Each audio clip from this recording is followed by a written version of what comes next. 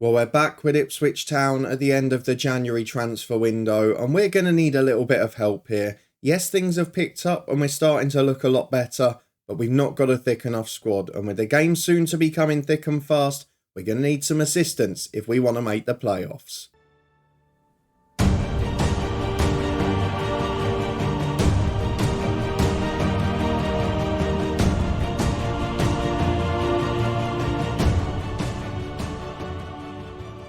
Yes, hello and welcome along to part 63 of this FM23 story, The Head Coach, with me, Daniel. We are back today to face leaders Leeds United in the Championship before a big transfer deadline day in the January window. At least I'm hoping it will be, because it's been a very quiet month so far and I'm still a little worried about the depth of this squad.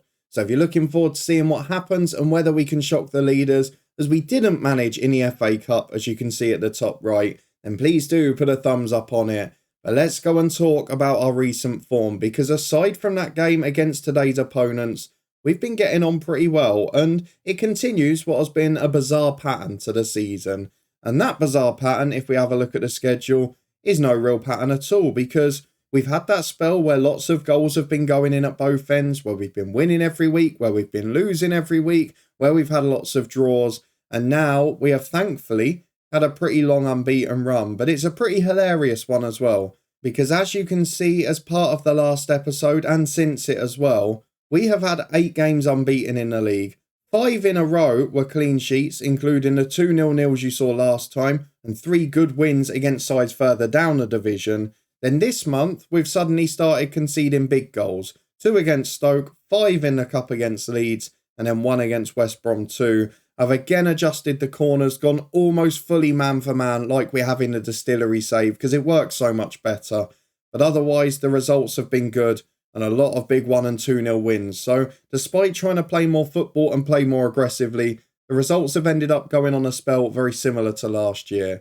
So you were with me for those 2-0 nils. We then beat Sheffield Wednesday 1-0. George Edmondson with a bullet header from a set piece. We've started scoring lots of them now, and that's despite the fact we probably got outplayed in this match. The return fixture against Cardiff, only 4 games later for some reason. Jack Johnston and Mark Hitchin in a very comfortable win. Into January, the window opens. Nothing changes on that front, but 2 goals away at Stoke City. Johnston bringing us back from 2-0 down with Jimmy Campbell's 93rd minute equaliser. That thanks largely due to a red card from Darnell Furlong, which changed the game at 2-1. There's no doubt in that. A big 1-0 win at home to Swansea. George Hurst with a penalty there. A bonkers 5-3 defeat at Leeds. We did rotate fully and focusing on the league, trying to get in that top half and push for the playoffs. And it wasn't a great draw, was it? Kelechi Iheanacho got a hat-trick. He's too good for any of our players. But Jack Johnston scored again. Karen Samuels with a good header from a corner. And Trey Hume scored one as well. Against West Brom last week away from home, almost a big win at a playoff chasing rival. In the end, we had to settle for a point. It was a good goal from George Hurst from the spot. We did have a couple of good chances in that one, but in the end, Carlin Grant pegged us back. So 1 apiece to score there. I would bite your arm off for that scoreline again today, because Leeds United are the leaders. They are flying, and they look like they're going to be superb. But I have got some big news first, because you might say this form's all right, but we are above expectation. We're in the top half of the league. And I tell you what, the board are very happy with us, because if we go and have a look at our profile, look what's happened. We have been offered a new 3-year contract, 2.5 years as it is now. 15,000 a week, up from what I think was 11 if I remember rightly. We've had a $4,000 a week pay rise. We've had a massive opportunity. And even if we end up getting sacked and going on an awful run, we have now got a real good reputation. We've got another coaching badge being studied for. No one's got a bad opinion of us, and we're liked by nearly every manager, the good, bad and the average of the footballing world. So I'm really pleased at the minute. It's been a really good style. We're starting to push on, and we do look like we've got an outside chance at the playoffs. But again, I want to be careful with that, because we've played a lot of sides in the bottom half in recent weeks, and now we're coming into that spell again of facing the top sides. Against West Brom, it was a point. Against Leeds, it will probably be a defeat.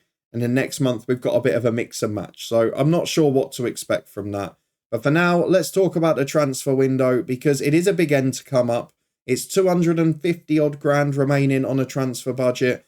It is £5,500 a week on the wage budget. We're relying on a loan player, let's be honest. But the transfer history this month suggests nothing. A couple of players have gone out on loan. Sean Bysouth was the best of those. He came in the summer, but he's not a great player. Another player came in, but he was a youngster who, I'm not sure why we've signed him. He is never, ever going to make it in a million years. But if we have a look at the squad, we've also got the return of Kyle Embo here. He had been out on loan the first half of the season at Blackpool. Did all right in League One, but didn't really stand out. He's now back and involved in the squad. But I wouldn't say we've got anyone that's changing our best 11. We're pretty confident with what it is. If we can keep people fit, and if we can keep those two Lone Stars happy, I think we've got 13 players that give us a chance. Maybe Johnston makes it 14, but I'm still worried about injuries in centre midfield and in defence. I don't think we've got the tools to cope. Joe Willocott's away as well, so at the moment, only one fit goalkeeper who we have seen had a few bad games on camera this year. So let's see if he avoids that today. Leeds will put us under pressure. They will be a dominant side. They're on 63 points, 22 ahead of us. But we are starting to pick up some form. So let's hope we can get a result in this one. We'll go and pick our team. We'll be back in a minute to run through the 11. Well, in fact, we're going to stick with the 11 that played last week and the one that was suggested there because we've been doing really well. And if we're being honest with you, I'm pretty happy with our performances. I know that Grimshaw is hit and miss. I know it could be a bad day at the office. I'm also aware that Kelechi Iheanacho scored a hat-trick against us last time in the Cup, but it was a completely changed back five. So this is the 11 we're going for. I'm a little worried about Howard's form on the left since that opening day. Still not scored a goal, but young Jimmy Campbell is improving, so that might be a change to come soon. For now, the 11 is Grimshaw in goal. Swanson and Davis, the fullbacks. Davis is the latest to sign a new long-term deal. 3 years, taking him up to 2033. Bit of a gamble at 30, but he's a good player still. Edmondson and Wolfenden the centre-halves. Harper and Adeniran the midfield two. We've got Ferdinand, Simpson, Howard the attacking mids. And then George Hurst, 17 goals up front. Missed a few games with injuries, hence Johnston's goals. But he is still doing really well. And in terms of goals per game, he is still top of the championship. Albeit, he's no longer in the official top 3. But let's go and get into it. It is a big game today. Can we hold the leaders? Can we keep building the confidence? And crucially, can we make it 9 unbeaten in the championship? It's a very tough league to do that in. So let's go and see if we can achieve it. Well, here are the teams. And to be fair, Leeds are strong as ever. Kelleher in goal, Tapia at the back. They've dropped out Wout-Face to the bench. They've got a strong bench as well. Steffi Mavididi's on there. Kelechi Iheanacho, Sinisterra, Moise Keane, their front three again. And Archie Gray has always played well against us. So let's just get through to the first half. It's going to be an important game this. Portman Road packed out. Let's see if we can get the win. Because at the moment, Leeds look an irresistible force at the top. And anything we can do here is a bonus in our chase of the playoffs. Albeit, it's an outside one. And with about 15 minutes on the clock, it's been a pretty quiet game, but we are on the front foot here with Simpson. Chance to play the ball in, but goes back to Edmondson. Playing safe, to be honest. Harper picks it up to Adeniran and Simpson. Through to Hurst. Was he onside?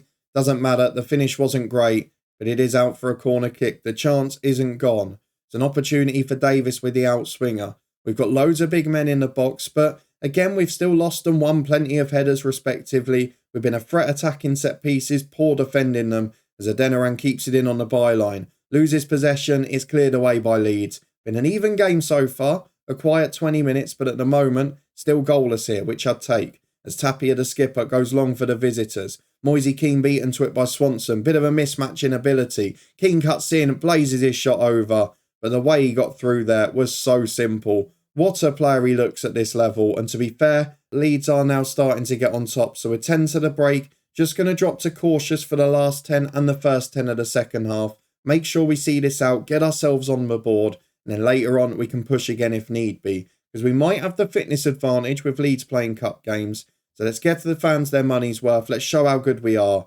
It's the final game before deadline day. And I want to be able to say in negotiations when the head coach comes along and meets a player for the first time, thank you, Director of Football, for delivering this player. We're 9 unbeaten, don't you know, and chasing the playoffs.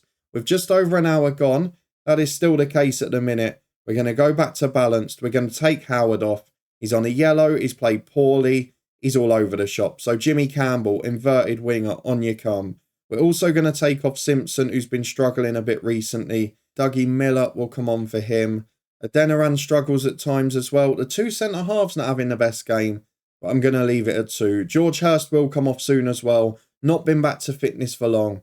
But let's just enjoy this because we're competing with by far the best side in the division on paper. As Tapia heads away to Gray. I've kiboshed it now, haven't I? We're going to concede. Gray brings it forward. No one near to him. Leif Davis against his former club can't get there. Sinistera across the box. Keane's not marked. Iheanacho's not marked. And it's a good save. Well done, goalkeeper. Leif Davis puts it behind. Not the time to make the sub just yet. We'll wait and see it out.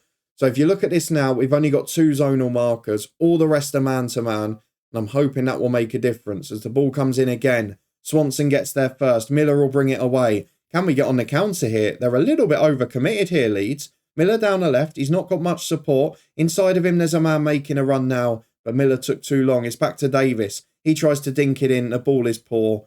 Let's make another sub. Hurst off. He will be replaced by Johnston. Johnston will become a deep line forward on attack, which has worked a little bit better for him. Just for the last 15 minutes, coming from a deeper position.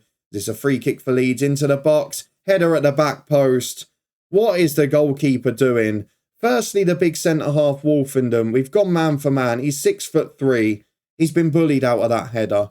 But then, what's going on between the sticks? Because it was a feeble header. Chambers is 5'10". His jumping reach is 9. Wolfenden was man marking him. He is 6'3". His jumping reach is 13. You can't legislate for that. And it's been the story of the season. It's something obscene. I looked in the data hub. It's like 45% of our goals have come from set pieces or headers. It is really worrying.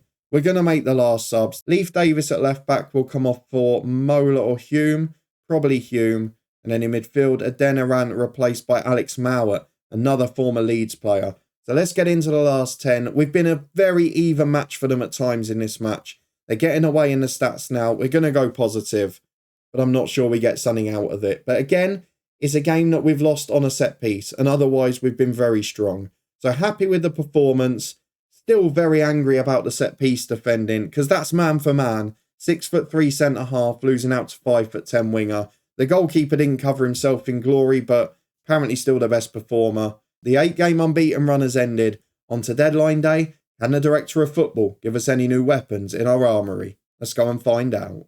Well, it might not be deadline day or anywhere near it yet, but there have been 2 offers in today. The first one I didn't come back for because it's just a youth player from Kilmarnock, but Scotland seems to be the favoured scouting area at the moment. Ruben McAllister is a 23-year-old centre midfielder.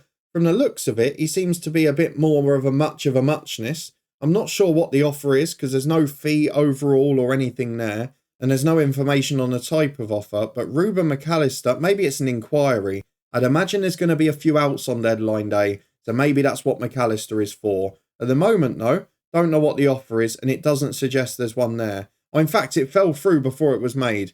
Ah, I see what it was now. So he offered him an end of contract deal for the summer, but they've just triggered a release clause for another year. So it was a cheeky free agent we were trying to get. Good effort from Gary Probert. He's still going all right. Unfortunately, he doesn't get this one done. He is pretty resolute though, so don't write him off just yet. We've got a few of these players who are wanting out at the moment as well. So you never know what could happen in the next 4 days. Well, here we go then. A quiet transfer deadline day expected in the Championship. But look at some of the names popping up here. It's a very weird list. We've got Paul Ferdinand of interest to Mainz over in the Bundesliga. Maybe we'll be looking for a job over there if he gets sold. Worth 17 million quid though. That wouldn't be too bad. But we've then been linked with Sampdoria's Antonio Oliveira, who is an attacking midfielder that looks very good. Would be a lovely addition to the squad, and another Uruguayan. We had great success with Uruguay and Hemmel in FM22. Loads of star Uruguayans. We almost got that striker in the summer. The director of football can pull that off. I'll be a happy man. But that looks like the most in the news for deadline day, which is a bit worrying. Few links coming in. One of them is a youngster there's already been an offer for. Cavan Saberton is a link from Chelsea, but looks like a young player that's pretty average. Would be a good addition to the squad though. Trey Hume is the other side of what we saw the other day with that McAllister from Hibs, because there has been an offer, and I don't know where it is now. There it is. Dundee United have offered to get him at the end of his contract. He's only here till the summer. He's 27, he's one of the younger backup defenders. I'd be a little bit worried if he left the club, but we'll wait and see if that happens or not. Let's take part in deadline day. There's 15 hours to go. I'd like to see a little something done, but looking at it at the moment, the most likely is probably Paul Ferdinand being sold, and that I really don't want to happen. I'll be honest with you, given our record without him, if he gets sold, I'll probably head over to this job centre screen and start having a look at what's about. At the moment, it's only my live stream club Woking. Well, I feel we've got a little bit of deja vu to the last window, have we not? 4 hours into the day, and we come back for a very similar offer, albeit it's not Arsenal this time, but it is our backup goalkeeper who is the subject of a bid from another club, and Peterborough are a championship club chasing promotion, so they might be interesting. We'll see if that's accepted in a minute, but the big news is Trey Hume has rejected the chance to go to Dundee United, and he has signed a new 2-year deal here, which I am very happy with. Good backup player, reasonable wage, optional extension for another year. That makes me a lot happier and a lot more comfortable. He's probably the only backup defender I trust to come in for a period of time. I'm not happy with the centre-halves. I don't think we've got a lot of left-back with Toffolo now 34. Trey Hume, though, you are the man. Let's have a look at this Peterborough offer for Woolacott, though, because the problem is if he goes, it's going to be a deadline day looking for a keeper, because it's only one goalkeeper left after him. Is it accepted? No, it's not. Probably worse than the Arsenal offer of 41k. The 33 as a backup, I wouldn't have minded it, but we wouldn't have got anyone better in. 11 hours to go, still no jobs popping up at the minute, and no news on Ferdinand. I guess no news is good news, but he's still the only first 11 player wanted. Probably sums up our season. We're 10 hours to go, and we have our first signing of transfer deadline day. Not quite the star you were hoping for, but Kieran O'Hara is a 1.5 star ability, 3.5 potential left winger. Loves his left wingers on deadline day. It's like the old Airbus bit at the start of this save where it was just loads of 16-year-old left backs in a row. This guy, he's not the worst of the ones that have been bought in, but he's equally not going to make it. So let's see if there's anyone a bit more senior to join the club. But at the moment, probably more worried about offers coming in. Well, there is another offer going in with 6 hours to go, but it is not an exciting first teamer. It is another under-21 signing. It is Daniele Roma from Salernitana. 1.5 ability, 3-star potential. Not the best personality, not the best player. Probably never going to make it. But again, it's an addition, if nothing else. It's been rather quiet on deadline day. I would like a late flurry of activity, but it doesn't look like it's coming. 20 grand for that guy, 1 grand a week wages. It's not what we were hoping for, is it? And I don't know if it's because there's not a lot of budget left. And I don't know if it's because none of these guys that wanted out have been shifted. But we are left again, as a few have mentioned in the comments, with a big squad, a few players that want out, but maybe not willing to push their way out. So that's going to be a little bit tricky. We've asked a few of these to discuss terms with clubs when they've complained, but it looks like the director of football isn't in a rush. Toffolo's 34, Kent's 34. Toffolo and Sykes both want out in their 30s. Samuels, Akinola, Bahia all want to go on loan. So does Woodburn. Woodburn's been wanted all day, but they're end of contract deals. So again, I don't think there's going to be much happening. It's been a really underwhelming day, and I'm a little bit frustrated that again, with an outside chance at the playoffs, really overachieving as we were last year, we've not been given that little push to go on. And as a result of that, I feel that we're just going to dwindle into mid-table. Very frustrating day. Let's see if that changes, because last time, when we did have that big push last January, it was with about 4 hours to go. We're 2 hours away from that now. 4 hours remain, and I'm afraid it is staying the same. Roma has joined the under-21s. He's an okay youngster, but he's never going to get a chance. To be honest, I don't really want to waste the money, put him on a language course, because I don't think he's going to be near the first team. There's loads of agent offer summaries coming in. Look at the standard of some of the youngsters there. Why aren't you doing something? Mark Hitchin, I want to keep at the club. So a lot of you asked this about the head coach. In the media, you can hint what you'd like. So he's part of my thoughts. He'll benefit from learning from the group of players we have. He's part of my first team plans. Maybe stop offers coming in. Maybe stop offers being accepted. But for now, is nothing happening. And again, we've got stuck with a little bit of an aging squad in terms of the backups. And it's just a bit of a frustration of what could have been. 4 hours to go. I'm hoping for a miracle, but it ain't coming. We know that for sure. No jobs popping up either at the minute. It's going to be a long evening. Maybe we can go to Chester, drop 3 divisions. Well, I'm trying not to get too excited because we've got an offer for Pasquini, and I can see further up that it is an under-21s player. But we've had a couple of these that have been good before. Marlon Kirbishley springs to mind. So let's hope this is a slightly more established youngster, a slightly better player. Cross your fingers, everyone. No, it's not. It's a 1.5-star ability player, even less potential than the other two. And to be fair, he's got a decent personality. I don't mind him.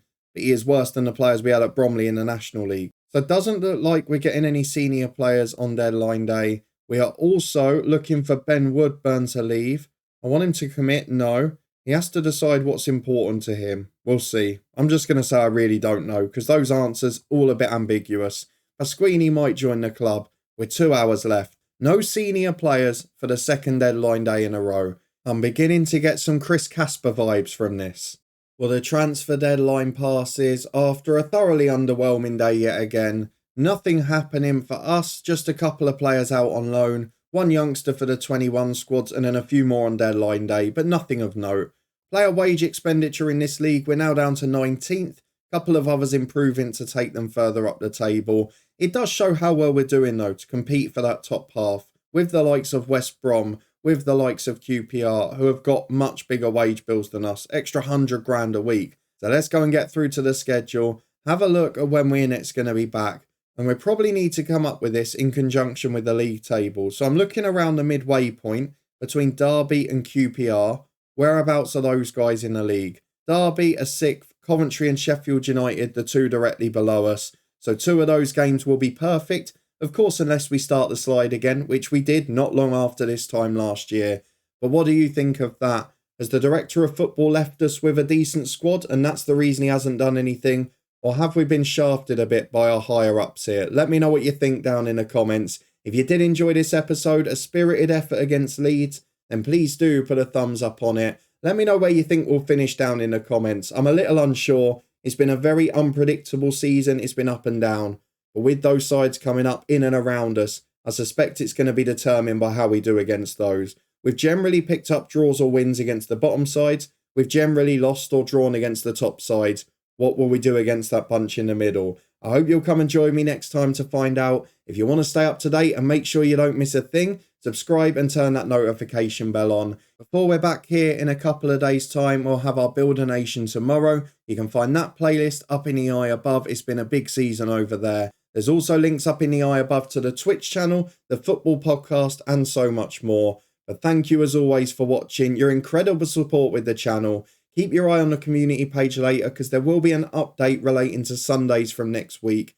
And I'll see you back here in 2 days' time as the run-in begins with Ipswich.